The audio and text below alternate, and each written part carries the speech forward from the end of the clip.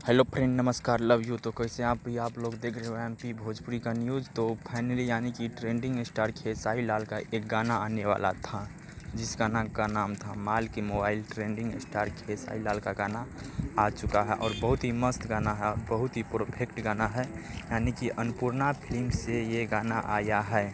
यानी कि माल की mobile trending star Khesari Lal Yadav का गाना बहुत ही मस्त है और जो कि यह गाना अन्नपूर्णा फिल्म से आया है और इस गाना को गाए हैं ट्रेंडिंग स्टार खेसारी लाल यादव और शिल्पी राज, और इस सॉन्ग को लिखे हैं अखिलेश कश्यप जी, और उसी के चैनल से ये गाना आया है माल के मोबाइल।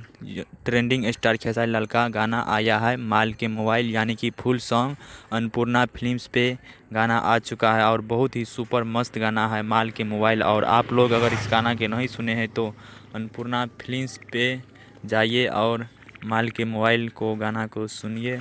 और मिलेंगे नेक्स्ट वीडियो में। तो जो भाई लोग मेरे चैनल पे नहीं तो प्लीज़ चैनल को सब्सक्राइबर